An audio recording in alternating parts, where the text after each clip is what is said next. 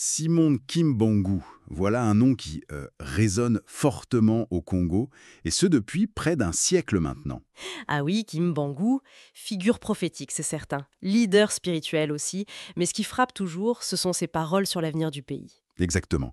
Des paroles qui interrogent encore aujourd'hui, qui divisent même parfois, et on va s'intéresser plus particulièrement à l'une de ces prophéties, sans doute la plus commentée. Celle sur la succession des présidents congolais. C'est ça.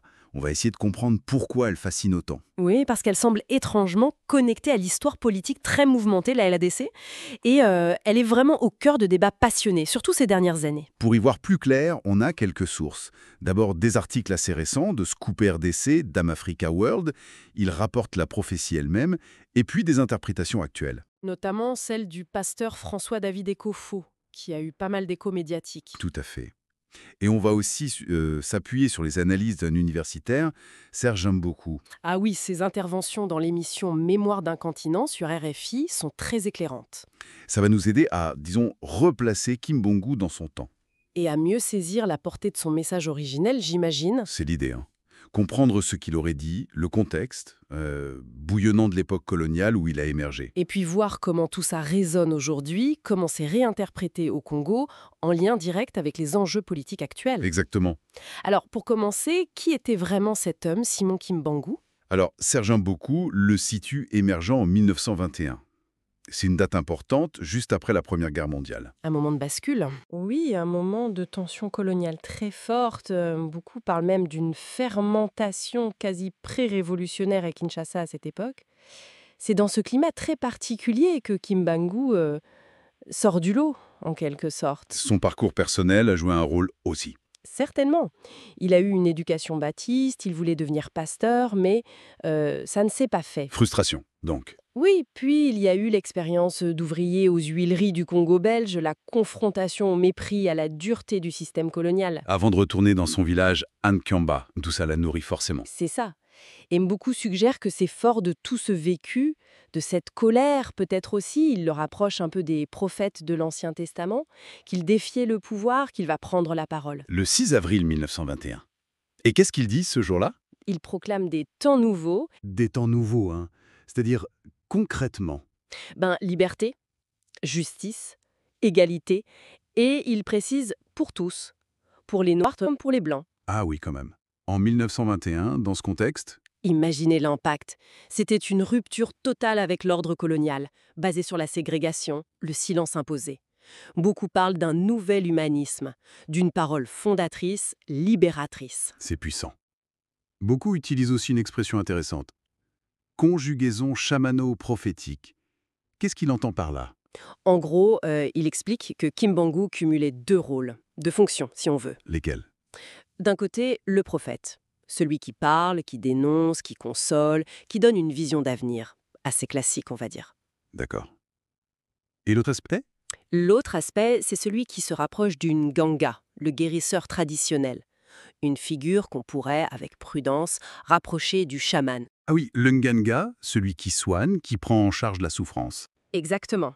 Kimbangu ne faisait pas que des discours. Il y avait des guérisons de malades. Des milliers de gens venaient à lui pour des problèmes très concrets, physiques, psychologiques. Il agissait sur le réel immédiat, en plus de parler d'avenir. C'est ça qui est clé. Il prenait en charge, dit beaucoup, un pays en déliquescence, à la fois par la parole prophétique et par une action très directe, quasi thérapeutique, sur les corps, sur les vies. C'est cette combinaison qui explique sans doute son succès fulgurant. D'accord, je vois. Il ne faisait pas que promettre, il agissait, et un beaucoup le qualifie aussi de visionnaire. Pas juste au sens de prédire l'avenir, mais Plus au sens de voir, de percevoir une autre réalité possible, d'ouvrir une brèche. Beaucoup disent qu'il invente un nouveau monde. en brisant ce qu'il appelle l'équilibre pervers de la colonisation. Oui, en proposant une autre lecture des choses, une autre voie. C'est très fort comme idée. Et c'est dans ce contexte général qu'il faut comprendre l'émergence de cette prophétie spécifique sur les présidences Tho. Alors, attention, selon les sources, comme Amafrica World, cette prophétie-là, elle serait beaucoup plus tardive. Ah bon? Oui, elle daterait de 1944, le 17 juin 1944 précisément. Kimbangu est alors en prison à Elisabethville, l'actuel Lubumbashi. Ça fait déjà plus de 20 ans qu'il est emprisonné à ce moment-là, hein. Exactement, coupé du monde. Mais alors, comment cette prophétie aurait-elle pu être connue? La source Amafrika parle d'un témoin, un certain Papa Kiansumba Djan.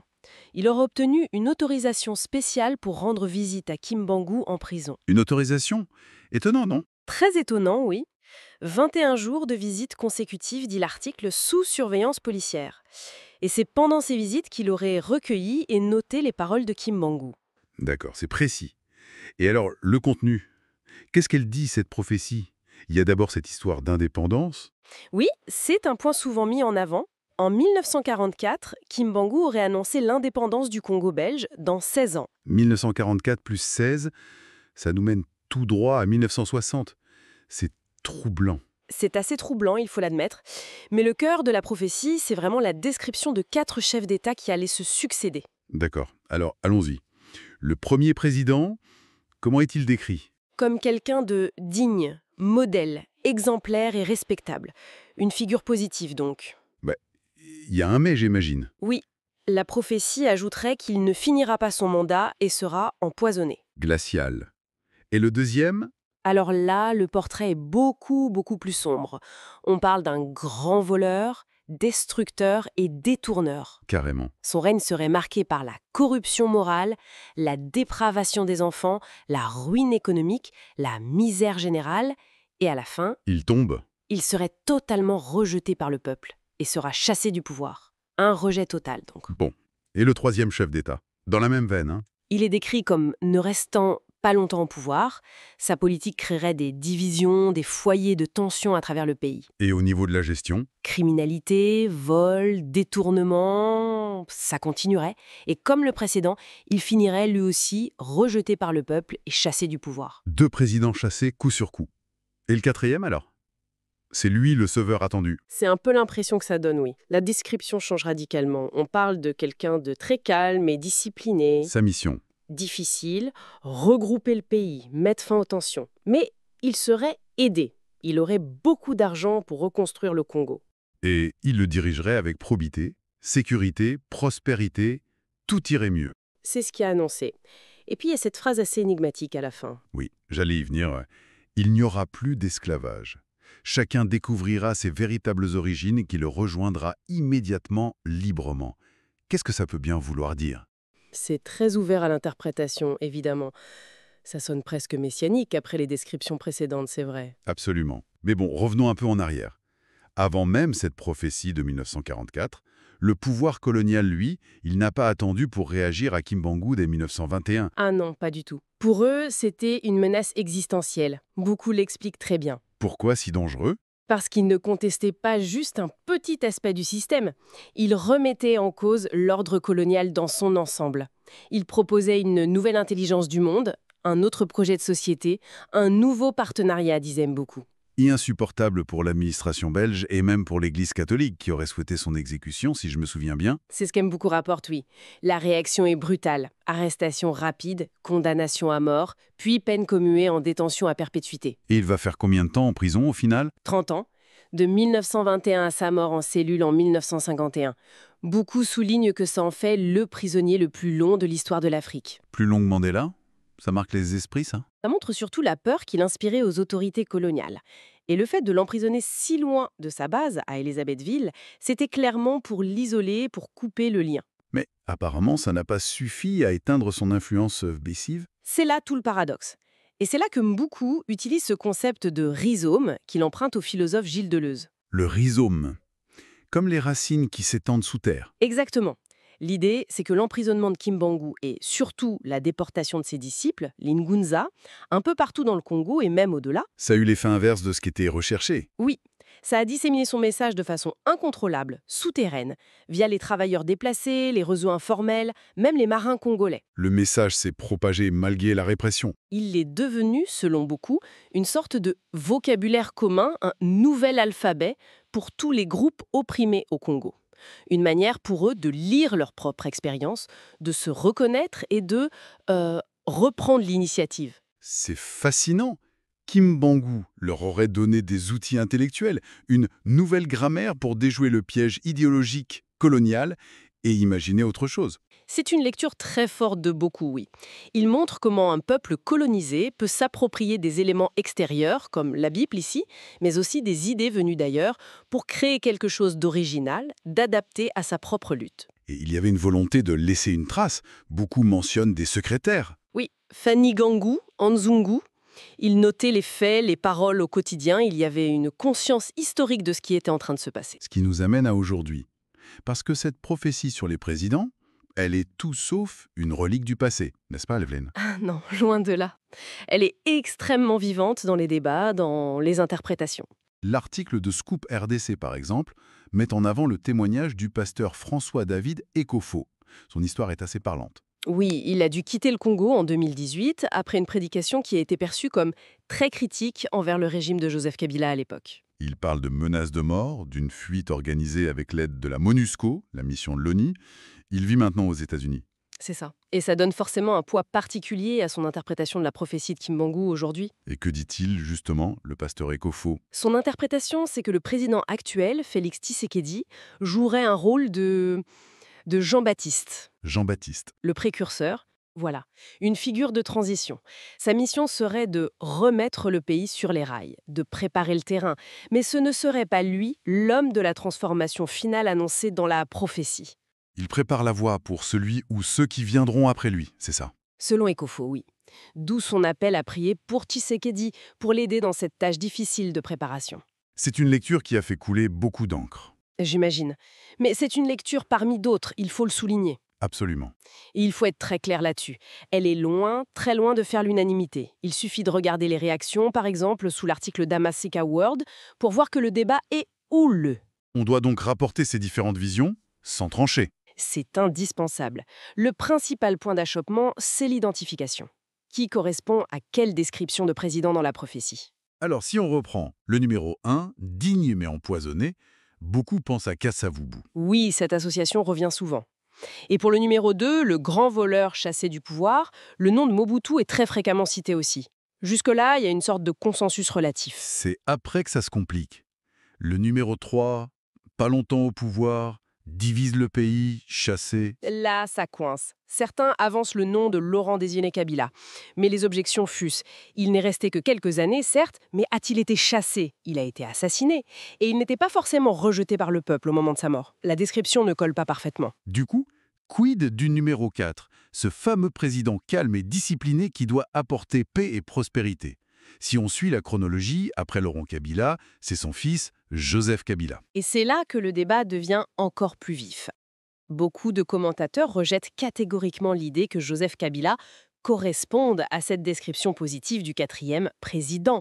Son bilan est jugé très différemment. Alors, quelles sont les autres hypothèses? Une interprétation assez répandue, c'est de considérer Laurent et Joseph Kabila comme formant ensemble le troisième pouvoir, une sorte de continuité.